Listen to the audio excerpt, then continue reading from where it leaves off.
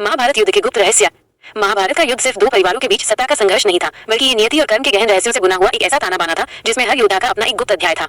ये रहस्य युद्ध के मैदान से कहीं गहरे थे, जो समय के साथ इतिहास के पन्नों में छिप गए। संजय और उनकी दिव्य दृष्टि। महाभारत युद्ध में संजय ने वेदों और अन्य दिव्य विद्याओं का गहन अध्ययन किया था, जिसके बल पर वे धृतराष्ट्र के सबसे विश्वसनीय मंत्री बन गए थे। उन्हें एक ऐसी अलौकिक शक्ति प्राप्त थी जिसे आज की भाषा में टेलीपैथी कहा जा सकता है। इस शक्ति के कारण वे न केवल दूर बैठे युद्ध का सारा दृश्य देख सकते थे, बल्कि वे उसमें हो रहे हर संवाद और हर भावना को भी महसूस कर सकते थे। यही वजह थी कि गीता का उपदेश दो लोगों ने सुना, एक अर्जुन ने जिसने सीधे श्री कृष्ण से सुना, और दूसरा संजय ने जिसने उस क्षण को अपनी दिव्य दृष्टि से जिया। संजय की यह शक्ति धृतराष्ट्र को एक एक पल का हाल सुनाती रही, और इस तरह वे अपनी आंखों से न देख पाने के बाद भी अपने पुत्रों की हार और विनाश को महसूस करते रहे। अश्वत्थामा का अजय वरदान। गुरु द्रोणाचार्य के पुत्र अश्वत्थामा युद्ध कला में अपने पिता से भी बढ़कर पारंगत थे। उनके पास ऐसा कौशल था कि वे चाहते तो अकेले ही युद्ध को पहले दिन ही समाप्त कर सकते थे, लेकिन कृष्ण जानते थे कि पिता और पुत्र का ये गठबंधन अगर एक साथ लड़ेगा तो युद्ध का परिणाम बदल जाएगा। कृष्ण ने इसे होने नहीं दिया। अश्वत्थामा की शक्ति उसके जन्म से ही जुड़ी थी, क्योंकि उसके माथे पर एक दिव्यमणि थी जो उसे अमर बनाती थी और किसी भी शस्त्र का प्रभाव उस पर नहीं होता था।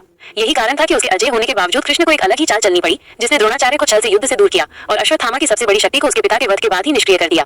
कर्ण और उसकी दुखद नियति। कर्ण सूर्यपुत्र होने के बावजूद अपनी नियति से जीवन भर लड़ता रहा। यदि इंद्र ने उनसे उनका अजय कवच और कुंडल नहीं छीने होते, और यदि उन्हें मजबूरन अपने सबसे शक्तिशाली अस्त्र अमोघ शक्ति का प्रयोग अर्जुन पर न करके घटोत्कच पर करना पड़ा होता, तो महाभारत का इतिहास कुछ और ही होता। कर्ण को हमेशा से पता था कि वो अपनी शक्तियों का सही उपयोग नहीं कर पा रहा है। उसका जीवन दुख और अपमान से भरा हुआ था, और उसके हर निर्णय को उसकी नियति ने एक ऐसे मोड़ पर ला खड़ा किया था जहां वो हमेशा अपने लक्ष्य से चूक जाता था। कवच कुंडल का जाना और अमोघ शक्ति का व्यर्थ होना कोई संयोग नहीं, बल्कि उसकी उस दुखद नियति का हिस्सा था जो उसे अपने ही भाई के हाथों मरने को मजबूर कर रही थी। भीम और घटोत्कच का अमर बलिदान।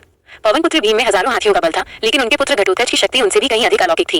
घटोत्कच का जन्म राक्षस कुल में हुआ था, लेकिन उसमें भीम का पराक्रम और उसकी माता हिडिंबा की दैवीय शक्तियां थीं। कृष्ण जानते थे कि घटोत्कच की शक्ति ही कर्ण के अमोघ अस्त्र को रोकने का एकमात्र साधन है।